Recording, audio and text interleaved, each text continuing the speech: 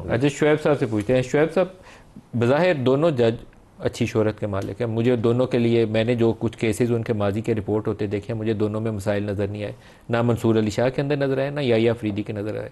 तो आपके ख्याल में ठीक है, बैलेंस डिसीजन है, कोई प्रॉब्लम तो नहीं है इसमें? नहीं, गलत डिसीजन है। देखें, पहली बात तो यह है कि with respect to justice Yahya Afridi, वो बहुत फाइन जज हैं, और दूसरा वो इंडिपेंडेंट जज हैं, उनके ऊपर कोई एतराज़ नहीं है हमारा।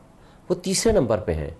फर्स्ट नंबर पे कोई एतराज़ लगाएं सिवाय एक बात के कि उसने 12 जुलाई की जजमेंट दे दी, फुल कोर्ट जो 13 रुकनी बेंच वाली, जिसमें 8 रुकनी बेंच का एक मेजॉरिटी व्यू है, आप उससे एग्रीव्ड होके आप कहते हैं चूँकि हमारे खिलाफ फैसला दिया, हमने इसको सजा देनी है।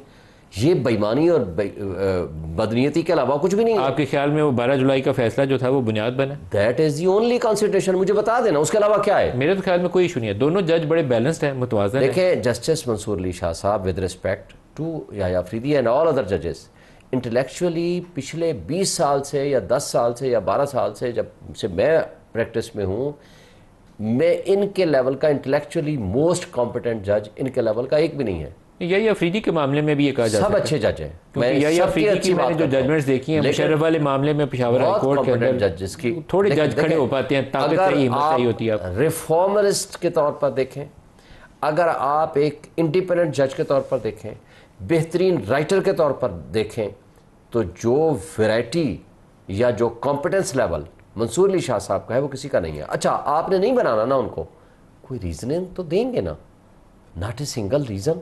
आप उठा करके सिर्फ एक ग्राउंड पे कि जनाब 12 जुलाई की चूंकि हमारे खिलाफ जजमेंट दे दी है, ग्राउंड तो वो भी नहीं है ना, वो तो आप कह रहे हैं ना कि वो ग्राउंड। मुझे बात तो करने दें। देखें, प्रिंसिपल लिटिगेंट कौन होता है यहाँ हमारे तमाम केसेस में? प्रिंसिपल लिटिगेंट आर्टिकल 199 हो या 184 हो, वो होती है फेडरेशन या प्रोविंशियल गवर्नमेंट। तो फेडरेशन या प्रोविंस जो है वो अपनी मर्जी का बेंच भी बनाएगा, अपनी मर्जी का चीफ जस्टिस भी लगाएगा, अपनी मर्जी के जज भी भर्ती करेगा। एक इंटरेस्टिंग पोजीशन ये है कि जो 3 सीनियर मोस्ट जजेस हैं, उसमें से तीसरे नंबर वाले तो अब चीफ जस्टिस बन गए याया अफरीदी। तो जुडिशल कमीशन जब भी बैठेगा कॉन्स्टिट्यूशनल बेंचेस के तकर्रुर के लिए, तो उसमें याया अफरीदी साहब बैठे होंगे। अदर 2 सीनियर मोस्ट जजेस जो उसमें बैठे होंगे, उसमें एक होंगे मंसूर अली शाह और दूसरे होंगे जस्टिस मुनीब। तो कॉन्स्टिट्यूशनल बेंच हो सकता है जस्टिस मंसूर हेड कर रहे हो, तो आपको इतनी प्रॉब्लम तो नहीं होगी। तरीकाकार के अंदर मुझे है तक मेरा ख्याल है पार्लिमानी कमेटी को बेंच तयन नहीं करना चाहिए, बिल्कुल सियासी लोगों का रोल नहीं होना चाहिए। अगर अदलिया में मुदाखलत है, लेकिन अभी भी हो सकता है मंसूर अली शाह उस बेंच को हेड कर रहे हो, he is the senior most one. whosoever may be, the question is the chief justice of Pakistan, with respect, एक चीफ जस्टिस ऑफ पाकिस्तान की पहले तो लेजिटिमेट एक्सपेक्टेशन है, जो पिछले 10 साल से एक बंदा यहाँ सुप्रीम कोर्ट में अगर बैठा हुआ है, उसको कॉन्स्टिट्यूशन ने कवर दिया हुआ है कि he will be the next chief justice. आपने उससे वो हक छीना। अच्छा, फिर आपने 3 बंदों को लेकर आ गए। उन 3 बंदों में आखिर वन ऑफ द रीज़न ये तो बता दें कि क्या वो वजह है। अच्छा, जो चीफ जस्टिस है, कहाँ कदगन है कि चीफ जस्टिस जो है वो कॉन्स्टिट्यूशन बेंच का प्रिजाइडिंग ऑफिसर नहीं होगा? दोनों बंदे हो सकते हैं। फ़र्ज़ करें, ये तो गलत बात है जो ये कर रहे हैं कि जुडिशल कमीशन तय करेगा। जुडिशल कमीशन इस नतीजे पर पहुंचता है कि जो सिटिंग चीफ जस्टिस है, he is the best person to be the presiding officer. वो 2 कैप भी उसके हो सकते हैं, उसमें पाबंदी तो कोई नहीं है। जुडिशल कमीशन में जो सियासी लोगों की मौजूदगी है, ये चैलेंज हो सकती है सुप्रीम कोर्ट के अंदर, क्योंकि उसमें सियासी लोग बैठ के बेंच की कंपोजिशन के ऊपर फैसला कर रहे हो। ये देखें, ये आज़ाद अदलिया के ऊपर हमला है। क्या आप लोग चैलेंज करेंगे? बेसिक पीटीआई सुप्रीम कोर्ट में जाएगी? देखें, वकला तहरीकें भी करेंगी। हमने हमारी नेशनल एक्शन प्लान बन गया है, बतौर वकील अभी मैं बात कर रहा हूँ। पीटीआई भी चैलेंज करेगी, लेकिन पीटीआई की भी अभी हम हमारी कंसल्टेशन प्रोसेस में है, उसको भी हम भी चैलेंज करेंगे। मगर वकला तहरीक जो बार एसोसिएशन, बार काउंसिल्स हैं, कोई इसको एक्सेप्ट करने को तैयार नहीं है। अच्छा, इबहम इतना पैदा हो गया, 3 दिन से केस ही कोई नहीं चल रहा। जो केस भी आता है आर्टिकल 199, 184 से रिलेट करता है या 199 से रिलेट करता है, नीचे से अपीलें आई हुई हैं, वो कहते हैं इसमें तो आपने एक लफ्ज़ लिखा हुआ है, it is against the constitution. आप प्रॉपर्टी का केस है, आप कहते हो कि नहीं जी ये फंडामेंटल राइट है, रिटेन दी प्रॉपर्टी। आप कहते हो ये इसमें डिस्क्रिमिनेशन हो गई है, ये आर्टिकल आपने 25 लिख दिया है। आप कहते हो आर्टिकल 4 लिख दिया है। ये तो हर केस जाएगा कॉन्स्टिट्यूशन बेंच में, और कॉन्स्टिट्यूशन बेंच अभी बना ही नहीं है। पहले अच्छा, हाई कोर्ट वाले जजेस ने भी वो केसेस रोक लिए। जो आईनी अदालतों का, आईनी बेंचेस का कॉन्स्टिट्यूशन का तस्वुर है, उसके अंदर आपकी उस जुडिशल कमीशन का रोल है, उसके अंदर आपके पॉलिटिकल लोग बैठे हुए हैं। ये एक अदलिया की काम के अंदर मुदाखलत है, और कॉन्फ्लिक्ट ऑफ इंटरेस्ट भी है, क्योंकि आपकी सरकार जाएगी अदालत के अंदर और सरकार ही बैठ के बेंच की तश्कील के अंदर वोट डाल रही होगी। तो ये मामला आगे बढ़ेगा नहीं। यानी क्या इस पे हम ये कह रहे हैं इस बात से कि कुछ जज पीटीआई के हैं और कुछ नून के हैं? अगर तो ये बात ठीक है तो फिर इतराज़ वैलिड है, लेकिन मैं इसमें बात इतराज़ हर सूरत में नहीं मैं फिर आता हूँ। आप गवर्नमेंट है ना सर? जी जी, मैं आप वोट करेंगे कि ये बेंच बनाते हैं जिसके अंदर जस्टिस मंसूर अली शाह हेड कर रहे हैं, जस्टिस मुनीब हेड कर रहे हैं, तो और फिर आप ही केस लेके जाने वाले हैं, आप अपना जज खुद चुनेंगे। जब हम टाइम टू टाइम जब हम पहले एग्जेक्टिव लगाती थी जजों को तो फिर केस तो लेके जाती थी ना। अब मैं फिर बाद में आता हूँ। पहली बात तो ये है, उसके बाद ये अगर आप जुडिशियल इंडिपेंडेंस के ऊपर जी हुकूमत की मुदाखलत नहीं होती, ट्राइकॉटमी ऑफ पावर यही तो है जी। मैं अभी अर्ज करता हूँ, ट्राइकॉटमी कोर्टों ने ख़त्म की हुई है, मैंने 10 मज़मून लिखे, मैं आपको अर्ज करता हूँ। पहली बात ये है कि कह रहे हैं जी 12 जुलाई की जजमेंट, उसमें तो अफरीदी ने उनके साथ वोट दिया हुआ है हमारे खिलाफ। वो बातें करें जो लॉजिक में हूँ। पिछले 6 माह से साल में जो भी फैसले आ रहे हैं सारे फैसले हुकूमत के खिलाफ अफरीदी साहब उसमें शामिल हैं जजों में।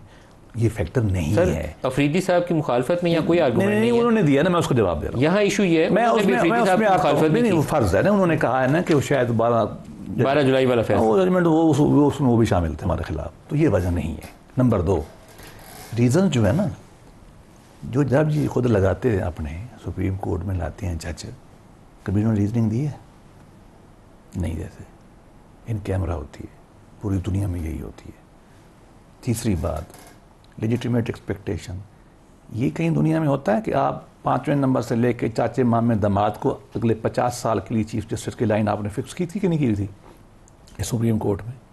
जजेस की तैनाती में तब्दीली बेहतर नहीं मैं वो आता हूँ, मैं सुन लेना, ये मेरा बेंच के सवाल का वो मैं उसमें भी आता हूँ। ये उसका जवाब देना मजबूरी है जो वो कह रहे हैं ना, एक तरफा तो मैं नहीं दे सकता। ये आपने 25 साल के लिए निज़ाम सेट किया हुआ था, साकिब निसार साहब ने और फलां ने, ये ठीक था। उसको लाने के लिए 5 में 6 नंबर से ला रहे थे।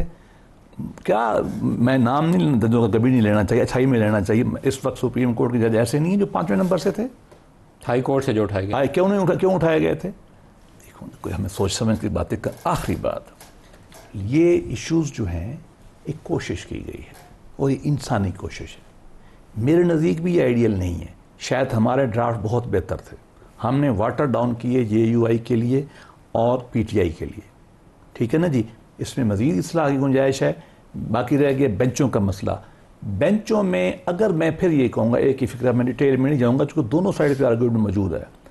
जब पूरी की पूरी कोर्ट को भी एग्जेक्टिव लगाने का इख्तियार रखती है दुनिया के 50-100 ममालिक में, इंक्लूडिंग हायर सोफिस्टिकेटेड में, तो बेंच में अगर मिलकर बनाते तो क्या प्रॉब्लम? नहीं, नो जस्टिफिकेशन। अली मूसा गिलानी साहब, यही एक मुतनाज़ा इशू है जो मुझे सबसे ज़्यादा परेशान करता है। एक तो अभी कन्फ्यूजन आएंगी 199 की पिटीशन वाली, लेकिन उससे पहले आप हुकूमत में रहते हुए एक बेंच का तयन करेंगे जो कॉन्स्टिट्यूशनल पिटीशन सुनेगा।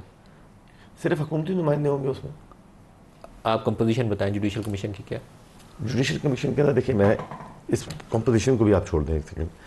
बेंच आप डोमिनेट कर रहे हैं उस डिसीजन मेकिंग प्रोसेस को जिसने आप ही का केस सुनना है। आप अपनी मर्जी के जज नहीं चुन सकते। बेंच जो है, बेंच उसके अंदर जब 3 जुडिशल सीनियर मोस्ट जजेस भी शामिल हो जाएंगे, 12 में से 3 वो होंगे ना, तो उसमें फिर कंपोजिशन चेंज हो जाती है ना। उससे नहीं, कंपोजिशन डोमिनेट हुकूमत करती है ना, उसकी स्ट्रक्चरिंग ऐसी है कि उसमें गवर्नमेंट डोमिनेट करती है। चलिए इस पे आ जाते हैं कि ठीक है, हुकूमत का किरदार होगा, गवर्नमेंट एलायंस का किरदार होगा। उसमें सिर्फ हुकूमत तो नहीं है ना, पीपल्स पार्टी तो हुकूमत में शामिल नहीं है, हमारा तो मिनिस्टर नहीं है। पीपल्स पार्टी की नून लीग की हुकूमत है ना, नून लीग की हुकूमत है, तो नून लीग की कंपोजिशन में अगर पीपल्स पार्टी साथ नहीं है और JUI साथ ना हो तो ये हुकूमत कर सकती है। आप डोमिनेट करेंगे ना दोनों। अगर पीपल्स पार्टी निकल भी जाती है उसमें फिर भी नून लीग डोमिनेट करेगी? नहीं कर सकती।